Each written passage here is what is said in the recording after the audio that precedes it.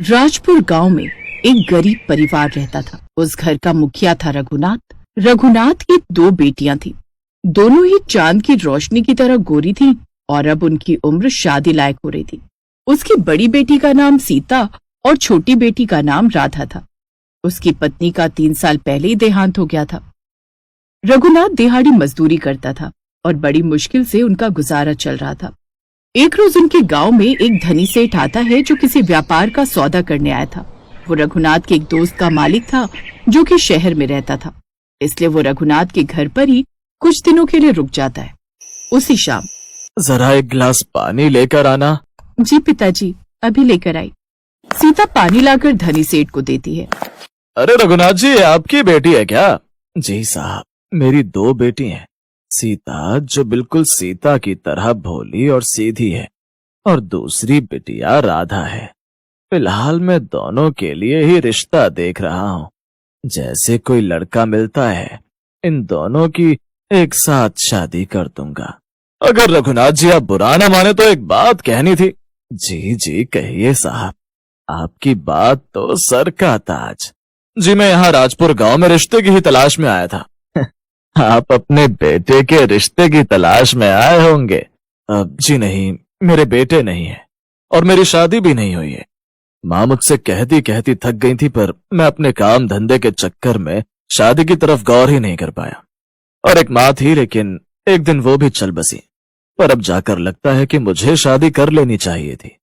इतनी सारी प्रॉपर्टी का वारिस भी तो कोई होना जरूरी है। इसीलिए मैं अपने लिए रिश्ते की तलाश में आया हूँ और मुझे आपकी बड़ी बेटी पसंद है। ये बात अंदर से उसकी दोनों बेटियां सुन रही थी और रघुनाथ की छोटी बेटी के मन में लालच आ जाता है। काश ये बूढ़ा मुझे पसंद कर लेता तो मैं तो रानी बनकर रहती, लेकिन अब इस सीता की किस्मत खुल जाएगी अगर ये इस बूढ़े के घर शादी करके चली गई तो। अमीर सेठ को देख रघुनाथ जी भी शादी के लिए राजी हो जाते हैं। सीता सरल और सीधे स्वभाव की लड़की थी। अपने बाबूजी के कहने पर वो धनी सेठ से शादी कर लेती है और धनी सेठ के साथ अपने ससुराल शहर चली जाती है। अपना बड़ा सा घर देखकर वो खुश हो जाती है। ये इतना बड़ा घर हमारा है क्या? हाँ सीता, ये घर आज से हमारा है और तुम एक घर की मालकिन।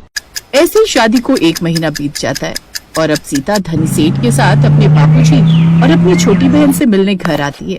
अरे आओ आओ सीता बेटी, कैसी हो? और दामाद जी कहाँ हैं? जी बाबूजी, बस वो बाहर गाड़ी लगा रहे हैं। बाबूजी, आप उस 55 साल के बूढ़े को अपना दामाद बोल रहे हो?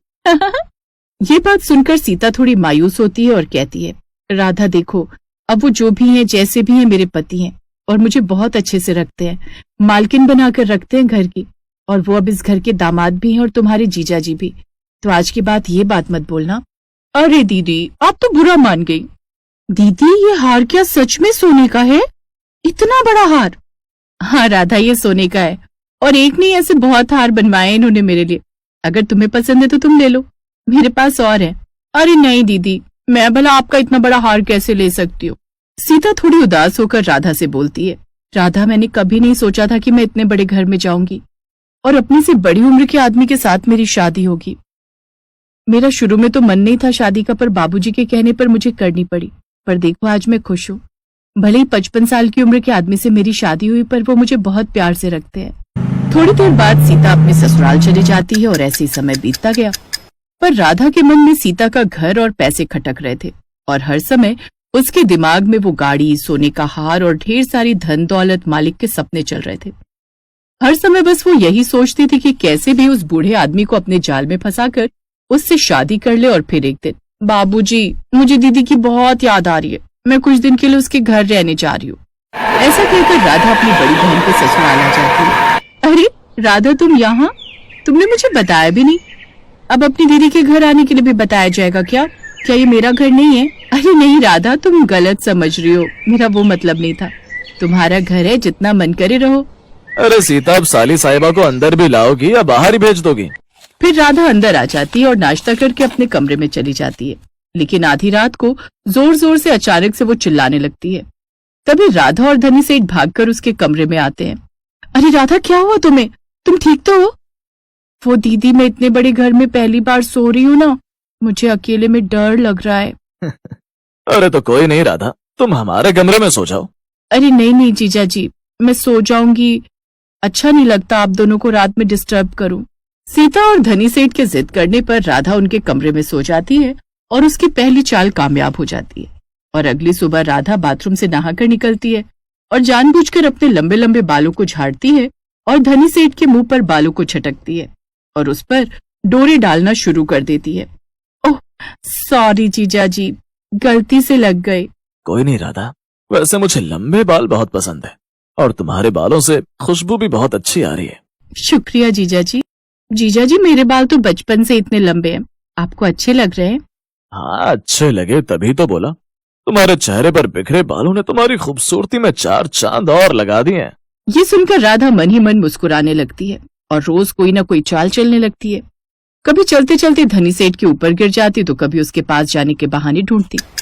ऐसे ही करते करते एक हफ्ता निकल गया था और धनी सेठ भी अब सीता की तरफ कम ध्यान देकर राधा की तरफ ध्यान देने लगा था। फिर एक रोज धनी सेठ और राधा बाहर घूमने जाते हैं। जीजा जी, हम दीदी को बिना बताए बाहर आ गए तो कहीं उन्हें बुरा लग गया तो? अरे बस भी करो राधा, पूरे दिन तुम्हारी दीदी संग बोर हो जाता हूँ। सच कहूँ तो मन नहीं करता उसके पास जाने का। अच्छा जीजा जी, फिर किसके पास मन करता है जाने का? तुम्हारे पास आने का मन करता है राधा। अरे जीजा जी, क्या बात कर रहे हो? तुम बस एक बार हाँ तो करो राधा, देखना तुमको कैसे रानी बनाकर रखूंगा। बोलो, शादी करोगी मुझसे? आखिरकार वो हो ही गया जो राधा सोच कर आई थी। वो शादी के लिए हाँ कर देती है और अगले दिन धनी सेठ और राधा शादी करके घर आ जाते हैं, जिसे देखकर सीता अचंभित रह जाती है। ये सब क्या है राधा? तुम इनके साथ शादी के जोड़े में क्यों हो? ये भी मेरी आज से पत्नी है और आज से इस घर की मालकिन भी। देखो, तुम भी इस घर में मेरी पत्नी बनकर रह सकती हो और राधा भी, साथ मिलकर दोनों रहो। ऐसे कहकर धनी सेठ राधा को लेकर कमरे में चला गया और सीता एक कोने में पड़ी रोती रही। बेचारी जाती भी कहाँ, समाज के डर की वजह से धनी सेठ के घर पर ही उसकी पत्नी बनकर रहने लगी। ऐसे धीरे धीरे दिन गुजरते गए और धनी सेठ अब राधा को मालकिन बनाकर रखने लगा और सीता को एक नौकरानी की तरह। राधा तो उसके पैसे को लेकर लालच में थी और धीरे धीरे काफी दिन भी बीत गए, लेकिन अब राधा को धनी सेठ की सारी प्रॉपर्टी चाहिए थी। इसलिए एक रोज अब राधा धनी सेठ को मारने का प्लान बनाती है। अरे सीता, आज क्या बना रही हो? तुमसे मतलब अभी कलेजे को ठंडक नहीं मिली क्या अपनी बहन का घर उजाड़कर? अरे तुम तो बेकार में गुस्सा कर रही हो। अब मैं क्या करती जब तुम अपने मियाँ जी को खुशी नहीं रख पाई? तो बस वही खुशी पाने वो मेरे पास आ गए। इसी तरह राधा उसे चिढ़ाती रहती। एक रोज सीता खाना बनाकर रसोई से चली जाती है तो सीता जल्दी से आकर धनी सेठ के खाने में जहर मिला देती है और उसे सीता देख लेती है। जब धनी सेठ खाना खाने बैठता है तो जल्दी से आकर सीता बोलती है, रुक जाइए, आप ये खाना नहीं खा सकते। पर क्यों, तुम्हारा दिमाग खराब हो गया है क्या? मुझे खाना खाने से रोक रही हो? क्योंकि राधा ने जहर मिलाया है आपके खाने में।